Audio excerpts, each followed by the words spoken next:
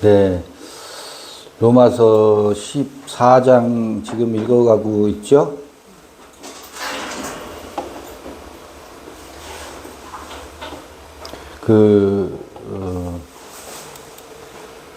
로마서 14장 20절을 읽어보겠습니다. 개역 성경에서 보면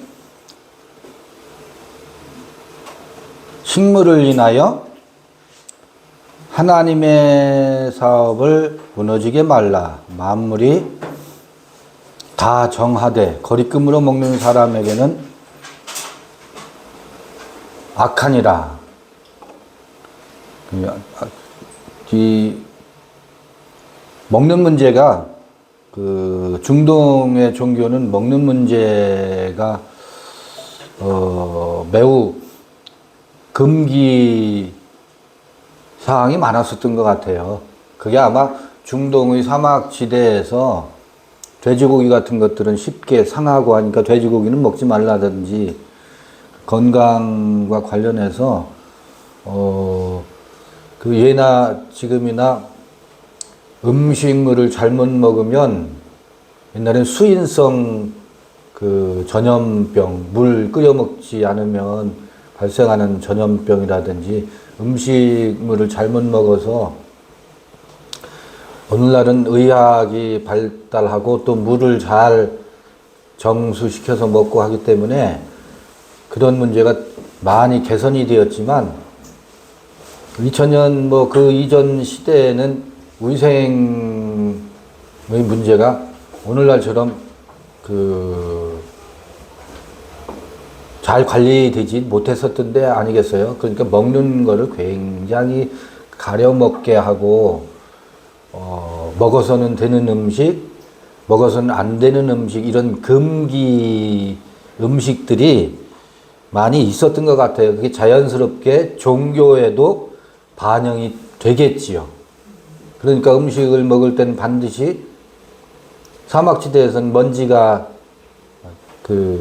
손에 먼지가 많이 묻고 하니까 손을 씻으라고 하는 예법 같은 걸, 이게 정결 예식이잖아요. 정결 예식이라고. 실제로 이 먹는 것이 공동체의 건강하고 밀접히 관련이 있어요. 나만 아프면 상관이 없어요. 나만 아프면 상관이 없는데 내가 아픔으로 인해서 전염성에 의해서 전염되게 되면 공동체가 다 심대한 타격을 입잖아요. 그러니까 먹는 금기사항이 굉장히 많이 먹어서는 되는 음식, 먹어서는 안 되는 음식, 이게 종교에 자연스럽게 투영이 될 수밖에 없지 않겠어요? 그러다가 보니까 이게 하나의 뭐가 되느냐면 그게 인류의 지혜이기도 한데, 공동체가 건강하게 유지하기 위한 지혜이기도 한데, 나중에는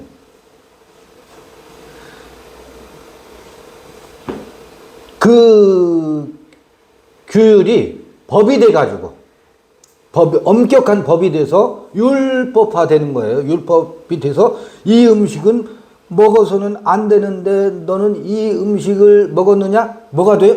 죄인으로 만들어버려요. 먹어서는 안 되는 음식을 먹었다라고 정죄를 하고, 이게 율법이라는 게 선하게 출발했는데 나중에는 주객이 전도돼요. 율법이 그런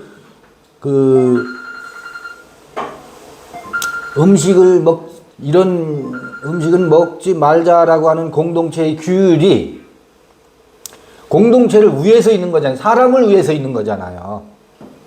그게 자연 발생적이거든요. 그래서 누구는 먹고 싶은데 그로 인해서 공동체 전체가 타격을 입을 수 있으니까 이런 음식은 가려서 먹자, 먹지 말자, 음식을 먹을 때는 손을 씻고 먹자. 이거를 그 공동체에서는 태어나는 어린아이 때부터 아이들한테 주입하게 될 수밖에 없지 않겠어요? 근데 나중에는 뭐가 돼요? 사람을 위해서 만들어진 이런 규율들이 공동체를 위해서 형성된 율법이 그 사람을 뭐 하는 데 써요? 죽이는 데 써요. 심판하고 정죄하는 데 쓰인다고. 그런 예가 굉장히 많아요. 세월이 흐르다 보면 그렇게 되죠. 브로마토스, 식물이라고 되어 있는데 음식이에요. 먹는 음식. 브로마토스는 빵입니다. 빵. 먹는 음식. 그런 주객이 전대되는 현상이 생기니까 이제 제사 지낸 음식은 우상에게 제사 지낸 음식은 먹어서는 안 된다. 그런 규율도 생길 수 있어요. 그게 아마 왜 이런 것이 있을 수 있지. 이를테면 우리 전통으로 보면 저녁에 장광에도 떡을 하면 성주 신에게 바친다. 무슨 우물에도 접시 하나 갖다 놓고 또 어디에요? 이런 떡을 하면 부뚜막에도 놓고 광 앞에도 갖다 놓고 장독대에도 갖다 놓고 각각 거기에 있는 신들에게 제사하는 제사 음식이잖아요. 그러면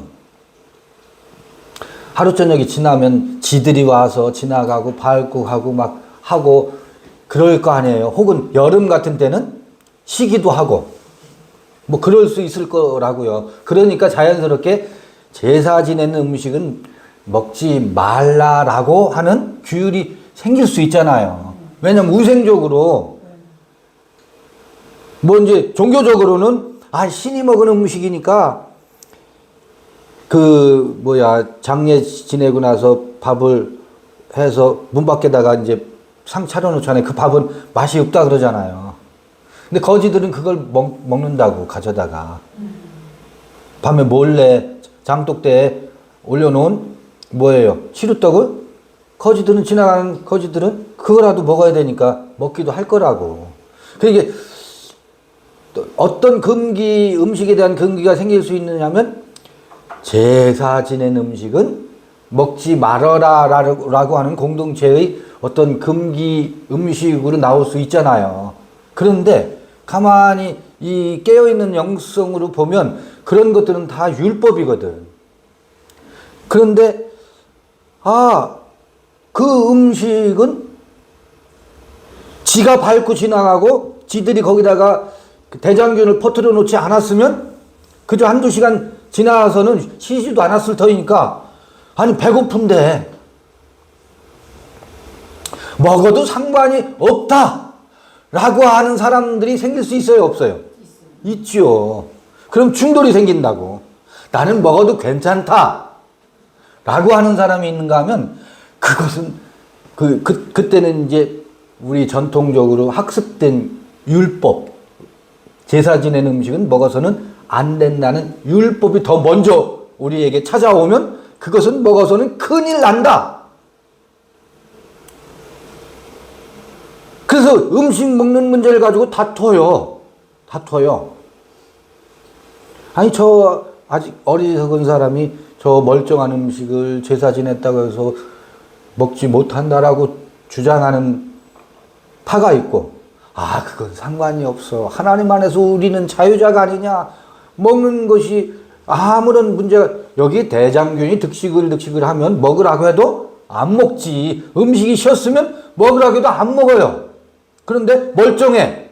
그러면 나는 아무렇지도 않다라고 하는 이들이 있을 거 아니에요. 이게 여기 우리 몇 분이 앉아 있지만 이쪽하고 이쪽이 견해가 달라졌어. 음식을 놓고 다툼이 생겨. 종교적인 아주 첨예한 먹는 파, 먹어서는 안 되는 파로 나뉘어. 자, 이게 무슨 일이냐예요.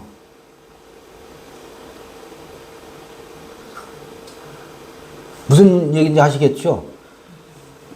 이 아무것도 아닌 중요치 않은 것이 율법의 규율 때문에 공동체가 나눠버려요. 그래서 영남파, 호남파 뭐예요? 전쟁을 해. 아니, 전쟁 정도면 괜찮은데, 뭐라고 하냐면, 너희들은 먹는 파를 향해서 먹어서 안 된다는 파는 너희들은 지옥 간대. 그 먹는 파는 금지파를 향해서 아니 너희들은 자유가 뭔지도 모르는구나. 지옥 간다까지는 않더라도.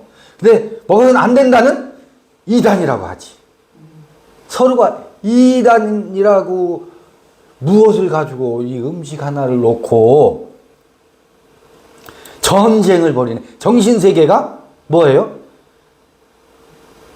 칼과 창, 방패와 창을 던지고 방어하고 이게 어느 시대에나 어느 종교에나 그 갈등이 있어요. 그래서 바울이 식물을 인하여, 이게 식물로 표현되어 있지만 이건 하나의 그 먹는 것에 대한 예일 뿐이지요. 이건 굉장한 상징이거든요. 그것으로 인하여 뭐 하지 마라? 하나님의 일이, 여기 사업이라고 했는데 사업이라는 것은 좀 마음에 안 들어요. 에르곤이 일이에요. 하나님이 일하시니 나도 일한다. 그 하나님의 일이 무엇이겠어요?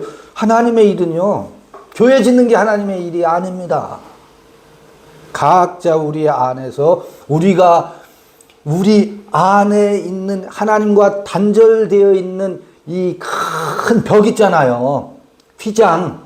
그것을 찢어내고 우리 안에 계신 지성소 안에 있는 없이 계신 하나님의 그 빛에 의해서 우리가 자유롭지 못해요. 왜 자유롭지 못하냐면 갈등과 탐욕과 어리석음, 탐진치 이런 것들로 인해서 우리는 아니 옆집은 잘 되는 것 같은데 우리 집은 왜 이렇게 안 되지? 우리가 기도가 모자라서 그러나 이 온통 생사화복에 대한 염려, 그것으로 인한 번뇌, 망상, 끊임없는 상상력으로 인해서 자기 자신을 뭐예요? 늘 불안하고 괴롭히는 이 세계를 떠나서 지극한 곳에 있는 내 안에 그 하나님으로 인해서 이 어둠의 빛을 몰아내는 것이 아버지의 일이요 하나님의 일이거든. 교회를 짓는 것이 하나님의 일이 아니라 하나님이 우리 안에서 하나님으로 드러나는 것, 그게 아버지의 일이고 하나님의 일이지. 그리고 그게 아버지가 일하시니 나도 일한다. 내 일이지. 우리들의 일이지. 아니 우리 인생은요, 우리 인생은 뭐 사업도 하고 장사도 하고 공부도 하고 무수히 많은 널브러져 있는 일을 하더라도 그 일 속에서 우리는 우리 자신이 자신됨을 향해서 나아가는 게 인생이에요. 그렇지 않겠어요? 시집도 가고 장가도 가고 자녀도 낳고 가정을 이루지만 각자는 자기 자신의 자신다움을 향해서 나아가는 그것이 우리 안에 내면에서 일어나는 하나님의 일이거든.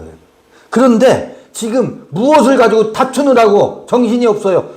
음식을 먹는 것이 가하냐 불가하냐를 가지고 다투느라고 무엇을 정작 각자에게서 있어야 할 그의 그됨과 그 안에 생명의 꽃이 피어나는 일을 뒷전에 놔두고 이게 옳으냐 그르냐만 다투고 있다고. 그게 비일비재해요. 현실에서 보면 종교는 전부 그 전쟁을 하고 있어요. 저 신천지는 자기네들은 새하늘 새 땅, 그게 신천지잖아요. 신천지는 구천지를 향해서 거짓 복음을 전파한다고 하고 있고, 또 구천지는 구천지가 맞나? 구천지는 신천지를 향해서 저 이단이라고 하고, 이게 식물을 가지고 옳으냐 그르냐 하는 것의 확장판이에요. 그러면 식물, 자, 우리가 먹는 육체의 식물을 가지고 논했잖아요. 그러면 요게 다른 식물이 뭐겠어요? 다른 음식. 우리의 정신이 섭취하는 음식. 어떤 사람은 율법을 가지고 양식으로 삼아요. 율법을 가지고 양식으로 삼는 이들이 뭐하고 있어요? 끊임없이 식물을 가지고 다퉈요. 식물을 가지고 다퉈요. 그 음식을 먹어서는 되느냐 안 되느냐, 우리도 사실 그거 가지고 다투고 있는지도 몰라. 왜냐하면 그것은 율법으로 해석을 해서 율법으로 적용한다고. 근데 모든 그 십계명도 모세의 계명으로 되어 있지만 그것을 한 껍데기 벗기면 그 율법이 아니에요. 복음이지. 그냥 그 속을 들여다보지 않고 겉을 먹으면 어떻게 돼요? 율법이지. 마치 이와 같아요. 벼 나락이 있는데 벼를 탈곡을 해서 볏가마에 넣어놓고 어떻게 해요? 그냥 벼 껍질을 벗기지 않고 그냥 밥을 해. 그건 누구의 음식이에요? 짐승의 음식이에요. 짐승들은 그렇게 먹어요. 지금 십계명을 껍질을 벗기지 않고 그냥 통째로 먹는 이들이 뭐예요? 짐승들이에요. 정신의 세계, 의식이 짐승들이라고. 그래서 전부 율법으로 읽는다고. 그리고 율법으로 적용하고.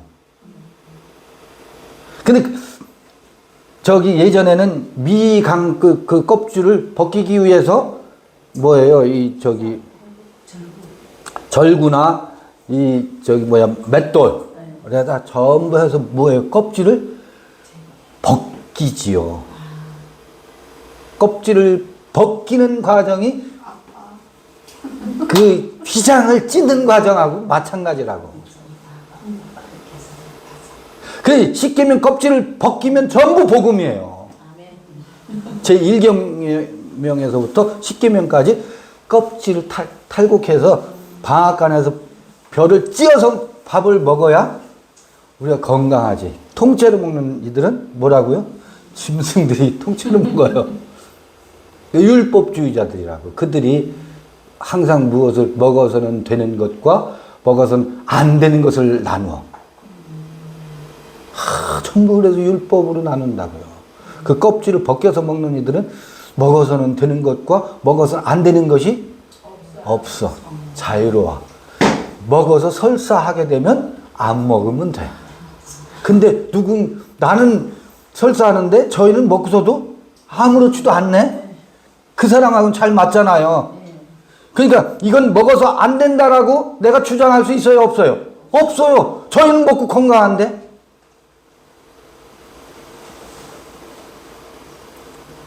그럼 우리 십계명도 읽어봐야 되겠네. 껍질 벗겨서 그 안에 있는 영성으로 그 속을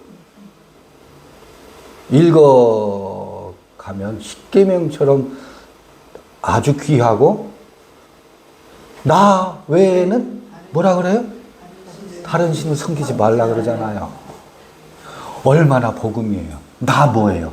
이 나를, 여러분, 이 나 외에를 저 위에 있는 하늘 어귀에 있는 용 엘로힘이 너희들은 나 외에 다른 신을 섬기지 말라 이렇게 읽고 있다고. 그거 껍질을 살짝 벗겨봐요. 내 안에 있는 지성소에 계신 나. 하나님은 어디 계시다고요? 내 안에 계시대. 근데 자꾸 밖에 있는 하나님을 섬기고 있잖아요. 밖에 있는 하나님한테 고열을 짜느라고 그동안 얼마나 수고하셨어요. 아니에요. 십계명은 기가 막힌 말씀이 제1계명이에요. 나 외에는, 여러분 외에는, 여러분 자신 외에는 누구에게도 절하거나 섬기어서는 안 된다고요. 예수가 그랬잖아요. 나를 본 자는 아버지를 보았다고 하잖아요. 그게 그 육체 예수를 본 자는 아버지를 보았다는 얘기가 아니고 너 자신을 본 자는 아버지를 보았거늘 어찌하여 아버지를 보이라 하느냐 그런다고요. 여러분 그러잖아요. 마음이 청결한 자는 복이 있나니 저희가 하나님을 볼 것임이라 그러잖아. 하나님은 이 육체의 눈으로 보는 게 아니라고. 마음이 그 마음 속에 있는 아까 번뇌와 망상과 온갖 근심과 뭐가 그렇게 많이 우리 안에 들어와서 걱정이 태산인지, 이런 것들이 누구를 보지 못하게, 자기 자신을 보지 못하게 해요. 아니, 하나님을 보지 못하게 한다고. 왜? 그런 것들이 우리 안에 가득 근심, 걱정, 번뇌와 망상. 그 옆에 내가 어제 표정이 안 좋던데 나한테 무슨 녹화심정이 있는 거지? 이걸로 밤새고 있네. 그는 그냥 찡그렸을 뿐이야. 기분이 안 좋아서 남편하고 다투고 나하고 같이 커피를 마셔서 그때 표정이 안 좋았는데 나는 온갖 상상 속에서 그가 나를 어떻게 생각하나. 그러면 어떡하지? 그가 나를 미워하면 내가 뭘 서운하게 한 게 있나? 왜 이걸로 밤을 새워요? 이런 것들이 우리 안에 가득 차 있으니 무엇을 보지 못해요?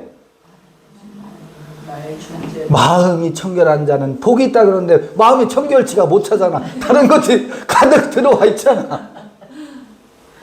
하나님을 못 본다고. 하나님을 보여달라 그러는데 여러분, 하나님은 보여지지가 않아요. 그러니까 나를 본 자는 아버지를 보았다고 말한다고. 하나님은 어떤 모양이 있거나 실체가 있는 게 아니에요.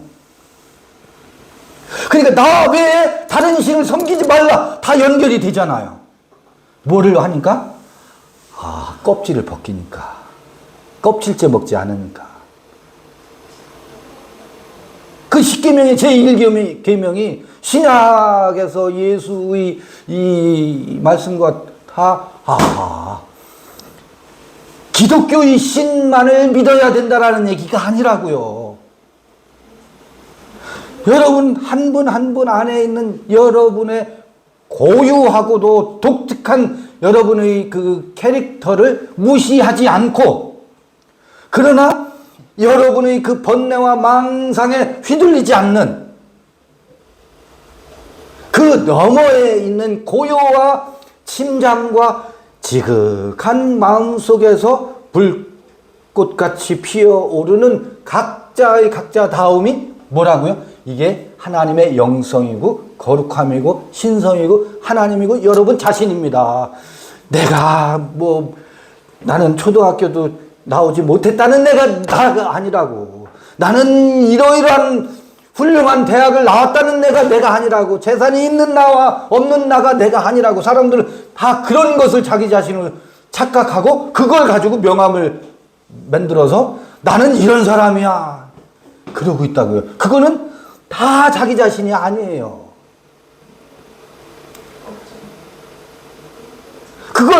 나는 이런 사람이야, 그 명함에 화려한 이력과 또 재산 목록 가지고 나는 이런 사람이야 라고 하는 사람들의 모습을 보면 자기 자신이 아닌 것을 무엇으로 삼고 있어요?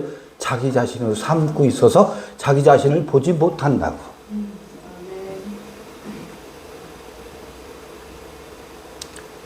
그런 이들이 항상 트러블 메이커가 돼요. 주변 사람들을 뭐하게 만드냐면 불편하게 만들어. 자기 자신도 스릴 가운데 있지. 나는 동창회 가서 나는 우리 남편이 고관대작이다. 요거 폼 잡을 때는 신나지. 신나지만 그게 얼마나 자기 자신이 부재하니까 자기 자신이 아닌 것을 자기인 것처럼 속이고서 그걸 하겠어요. 그러니 그 속은 얼마나 괜히 친구들 앞에 가서 괜히 똥폼은 자꾸 돌아왔는데 집에 오면 남편하고 으르렁거리며 그 고관대작 폼을 잡았던 나를 덧칠하기 위해서 화장품으로 썼던 남편과 집에 오면 뭐 하고 있어요? 전쟁하고 있잖아요. 살래 안 살래 하면서. 이게 인생이에요. 이것으로 우리 안에 가득 차 있는 그것은 뭐라고요? 마음이 청결한 자가 복이 있다고 하는데, 우리 마음이 그렇게 혼탁해 있다고. 아니, 지금 식물 얘기하다가 10계명 제1계명으로 갔는데, 아하, 성서는, 모든 텍스트는, 그리고 우리 대화도 마찬가지예요. 대화할 때 어느 자매가 어떤 말을 툭 하잖아요. 껍질째 먹으면 체해요. 그 말을 하게 된 그분의 무엇을 읽으면, 아, 그가 오죽했으면 저런 말을 했으랴. 그의 마음과 상태를 읽으면 그 거친 말도 그 속마음을 이해하고 들으면 소화가 다 돼요. 그냥 껍질째 들으면 아주 거기에 노여움과 화를 실어서 한 말이 어떻게 돼요? 이해가 안 되지, 소화가 안 되지, 네가 그럴 수 있어 하고 집에 가서 다시 전화하지. 너 내가 오면서 곰곰이 생각해보니까 또 어떻게 나한테 그럴 수 있니? 그것도 껍질을 벗겨서 들어보면 아이고 오죽했으면 걔가 그렇게 말했으랴. 그렇지 않겠어요? 이 식물에 대한 이야기를 하는데 바울이 식물로 인해서 하나님의 일을 무너지게 하지 말아라. 그 하나님의 일은 각자를 그 자기 다음 각자의 나 외에 다른 신을 섬기지 말라라고 하는 그 제1계명이 각자에게 성취되도록 우리는 서로가 서로에게 그 안에 있는 하나님을 보는 것, 이게 우리에게 진행되어야 할 하나님의 일에 동참하는 거라고요. 집 팔아서 많은 교회 건축하기 위해서 헌금하는 것이 하나님의 일이 아니라 그것도 필요해요. 왜? 그렇게 해봐야 아 내가 속았구나. 아 이게 하나님의 일이 아니었구나 하는 것을 깨닫는 데 큰 도움이 돼요. 사기를 당해봐야 아 내가 무슨 짓을 했나. 우리 다 그 겪어오신 분들이잖아요. 아주 뼈가 삭도록 충성했었잖아요. 지금 허허로운 그러나 그런 시간들이 있었으니까 성서를 우리가 이렇게라도 읽어볼 수 있지 않나 싶어요. 그러니까 그것도 아쉬울 것도 없고, 네? 원통할 거 없어요. 원통할 거 없어요. 원통해봤자 다시 회복되질 않아. 왜? 그 시간으로 돌아갈 수가 없으니까. 내가 다시 그때로 돌아가면 내가 다시는 그렇게 하지 않느냐. 천만에요. 그때로 돌아가 보세요. 또 그 짓을 해야 여기로 와요. 그러니까 아쉬울 것도 없어요. 거리낌으로 먹는 사람에게는 악하대요. 거리낌으로 먹으면 왜 그러냐면 체하게 돼 있거든. 거리낌으로 먹으면 억지로 눈치 봐가면서 아 이거 먹어서 안 되는데 이거 음식으로 인해서 너는 아직도 자유가 뭔지를 모르는구나. 그러니까 나도 자유로운 척 하려고 자유롭지 않은데 억지로 먹어요. 그 사람에게는 그 음식이 악한 거예요. 그 생각이. 그럴 땐 먹지 마세요. 아직 자유롭지 않거든. 그냥 자유롭지 않은 채 안 먹으면 되잖아요. 그리고 먹어도 된다는 파가 안 먹는 사람에게 뭐 하지 말아라? 정죄하지 말라고. 너는 아직도 자유롭지 못하냐라고 이단시하거나 핀잔하지 말라고. 그냥 그대로 통째로 이해를 하면 돼요. 아, 아직 대전쯤에 계시는군요. 조금 지나오면 천안입니다. 그 다음에 광명이고요. 그 다음에 서울역 옵니다. 그렇게 이해하면 되잖아요. 지금 이렇게 경부선 타고 올라오고 계시는구나. 그럼 내가 내려갈 수도 있잖아요. 하행선을 타고 마중하러 갈 수도 있잖아요. 그런 마음으로 서로 그래, 같이 내가 안 먹어줄 수도 있다고. 그 사람의 마음을 살피기 위해서. 그래. 또 먹는 자리에서는 먹어줄 수도 있고. 이게 오토매틱으로 될 수 있으면, 이게 왜 바울에게서는 이 포도주 얘기도 나오죠? 바로 21절.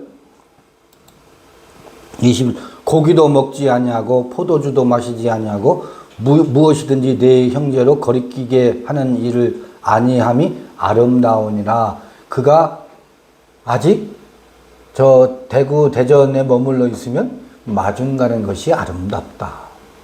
함께 포도주도 먹지 않고 형제가 거리끼게 하면 그렇게 할 수 있는 이가 자유자의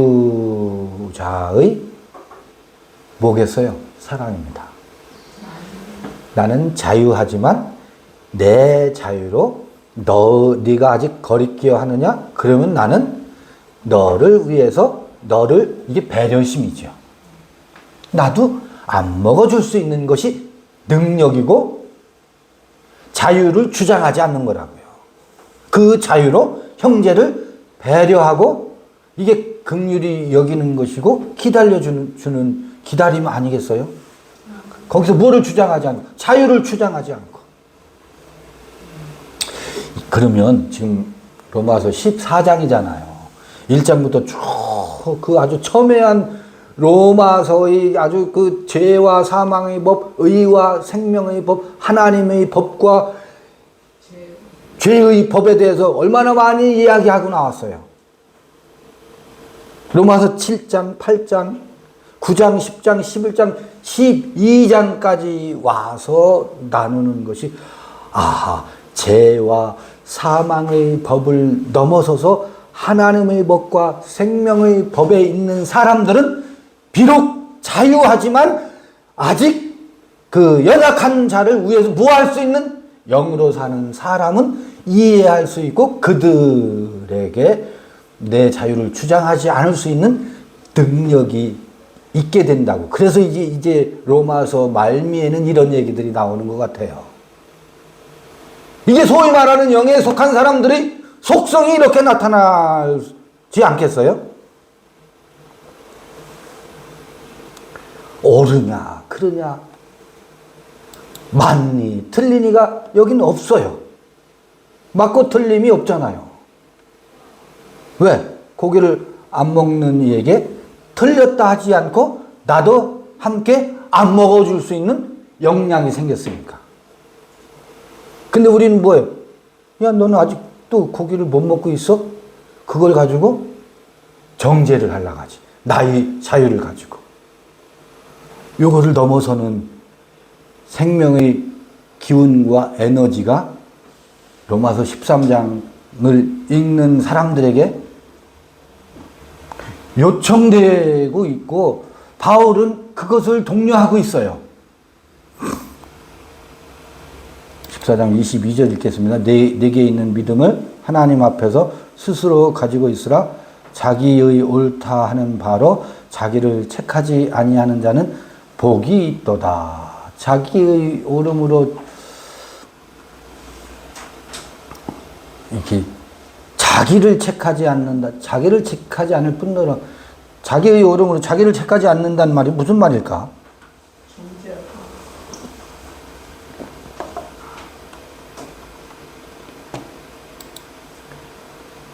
에? 자기의 옳음으로 자기 자신을 심판하자. 네, 그게 뭐냐면 자기의 옳음이라는 게 의식 속에 와 있다고. 근데 내 자신은 뭐해요? 그 옳음대로 살지를 못하네. 의식에 와 있는 옳음이라고 하는 의식이 있을 거 아니에요. 근데 나는 뭐예요? 우리 그러잖아요. 그럼 너 삶을 내놔봐. 내 말은 옳은데 넌 그렇게 살 수 있어? 그럼 그 사는 것 좀 보여줘봐. 내 말과 내 삶이 일치해? 내가 생각하는 그 옳음으로 나 자신을 뭐하지 않는 자는? 책망하지 않는 자는 복이 있대요. 요 의식과 내 삶의 괴리 봐요. 내가 옳다라고 하는 그것 있잖아요. 그것이 삶인 줄 아세요? 아니에요. 내가 사는 것이 내 삶이에요. 옳다라고 하는 것은 천만분의 1도 나의 삶을 반영하지 못해요. 내가 옳다라고 하는 것이잖아요. 그것은 나의 삶의 천만분의 1도 반영을 못해요. 생명은 내가 옳다라고 하는 것에 있는 게 아니라고. 우리의 삶은 얼마나 다이내믹하고 빛과 그림자가, 이 빛과 그림자라는 말도 사실은 맞지가 않아. 그래서 내가 옳다라고 하는 것이 있으면 옳지 않으면 그림자야. 옳은 것은 빛이고. 그러니까 빛과 그림자라는 말도 말이 안 되지.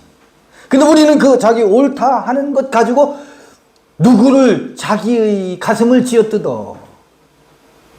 이게 번뇌와 망상으로 우리를 이끌어가는 지름길이지. 자기의 옳음을, 정작 옳은 건 뭐냐면, 제가 잠깐만요. 한번 써볼게요.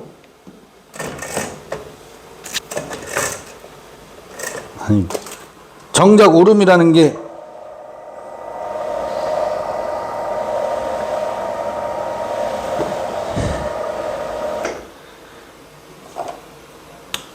디카이오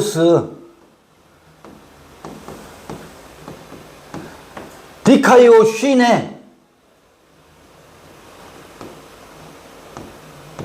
디카이오 쉬네, 디카이오스 옳다.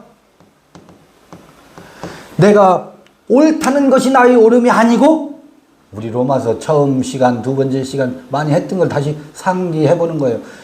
옳다라고 하는 것이 옳은 게 아니고 내가 나답게 사는 것만이 나의 의예요. 이게 하나님의 의라고. 그 하나님의 의는 내가 옳다라고 하는 그것은 천만분의 1도 아니고, 내가 나로 사는 삶은 얼마나 이 말 몇 마디 속에 담겨 있겠어요? 나의 표정과 나의 사람들과 무수한 이렇게 가끔 이렇게 만나는 만남 외에 나의 남편과 아내와 자녀들과 수많은 관계망 속에 있잖아요. 그 속에 어우러져 있는 나의 삶의 다이내믹과 그런 것들은 내가 옳다 하는 이것으로 하나로 규정할 수가 없다고. 그 속에서 내 삶이 펼쳐지잖아요. 어찌됐든. 동창들도 만나고 이웃들도 만나고 거래처 사람들도 만나고 하는 그 모든 것 속에 나의 삶이 그 한바다에 있다고요. 그 모든 게 나의 삶인데 어떤 하나 옳다라고 하는 그것을 가지고 나를 쥐어뜯어요? 그러지 마세요. 그게 우리가 갈등하고 속 끓이는 방식이에요. 자기 속을 자기가 끓여. 우리 어른들이 속 끓인다고 하더라고. 속 끓이는 소리, 앓는 소리, 속 끓는 소리. 사실 이것도 속 끓는 소리야. 우리 하고 있는 이것도. 속 끓이는 소리야. 이 속 끓이는 세계를 넘어서고자 이렇게 우리는 속끓이를 하고 있어요. 이것도 이제 없어질 거라고요. 여러분, 지난주에 구미에서 모임을 가졌었어요. 구미에서. 거기서 지금 로마서 14장이나 히브리서 12장 이쪽에 오니까 로마서 이제 14장 지나면 15장 나오잖아요. 거기 베베가 어떻고 바울이 말하는 바울과 관계했던 문안을 전하는 수많은 사람들이 이름이 있잖아요. 이름 줄줄이 나오잖아요. 이거 초상권 침해거든. 바울이 편지에다가 아무개 안부를 전하는 것을 지금 2000년 그 후대 사람들에게도 그 이름이 읽으면서 되뇌이게 만들잖아. 초상권 침해지. 그런데 아, 그렇구나. 남는 것은 그렇게 바울과 바울 공동체의 사람들 속에서 나누고 이 편지를 가지고 주고받는 문안 인사가 이제 이 편지를 대미를 장식하고 있잖아요.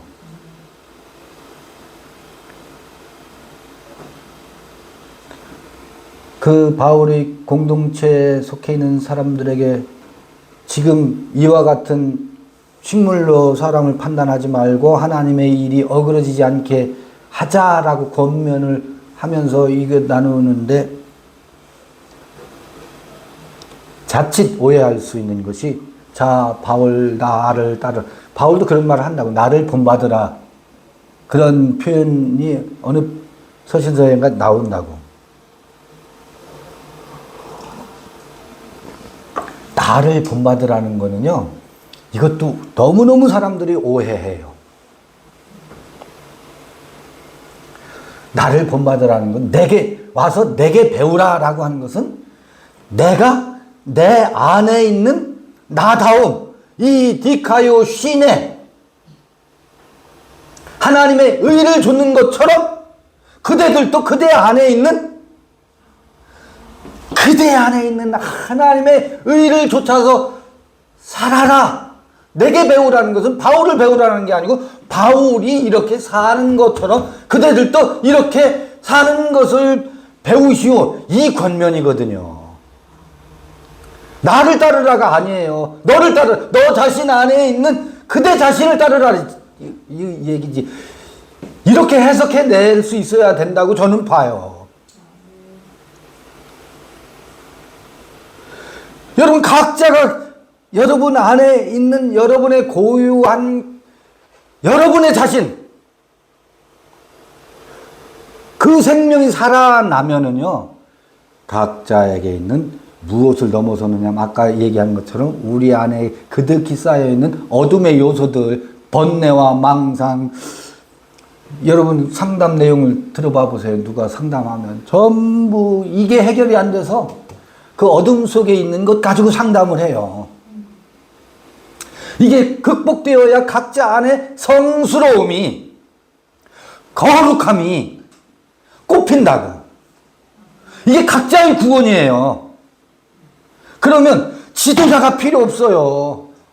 바울이 필요 없고 예수도 필요 없어졌어요. 예수가 어느 때 없어졌는 줄 아세요?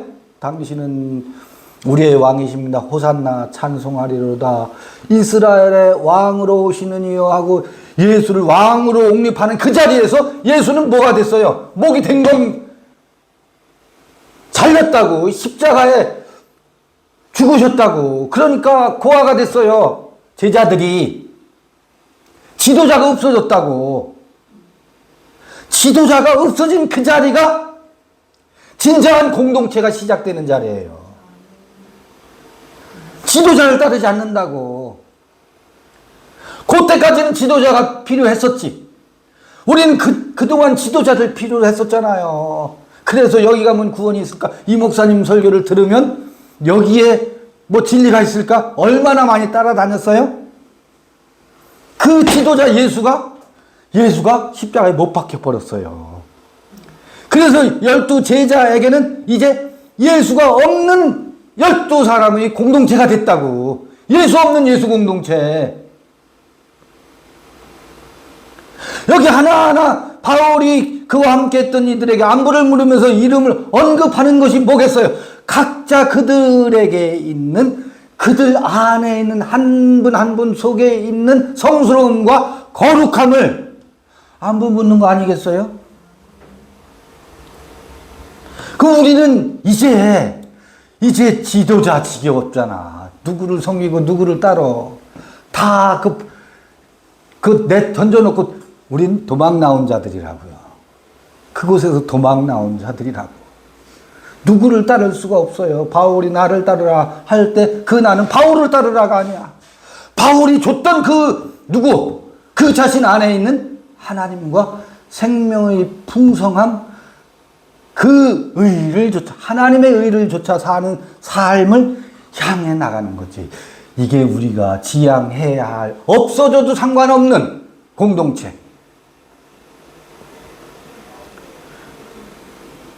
이게 서신서 말미에 우리가 함께 논의해야 되는 부분인 것 같아요. 식물 얘기도 나오고 23절 읽으면 의심하고 먹는 자는 정죄되었나니 이는 믿음으로 조차 하지 아니한 연고라 믿음으로 조차 하지 아니하는 모든 것이 죄인이라. 여기 이때 이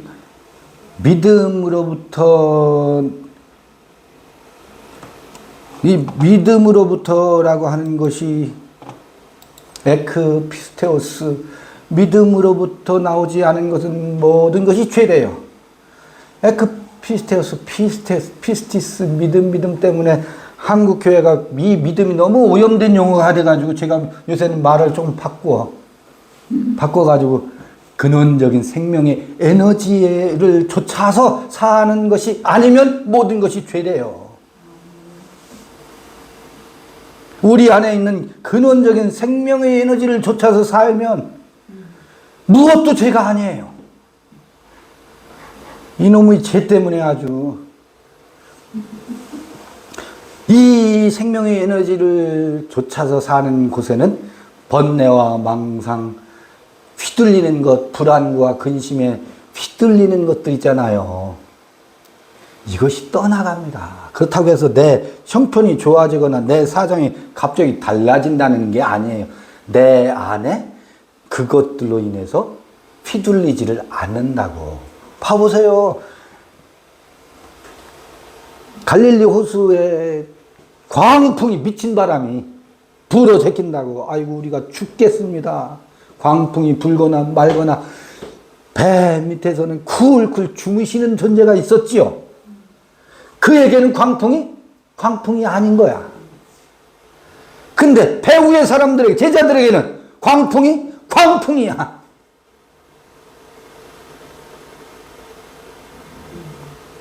근데 쿨쿨 주무시는 그에게는 광풍이 아니라고. 그래서 막 흔들어 깨우죠. 깨워서 우리가 죽겠나이다. 바람을 꾸짖죠. 광풍을 꾸짖어요. 그러니까 위에 있는 제자들도 이제 더 이상 광풍이 안 됐었다고. 그러면 여러분 질문할게요. 그러면 그 후로, 그 갈릴리 바다에 바람이 안 불까? 여전히 기류에 따라서 광풍이 불 때는 분다고요.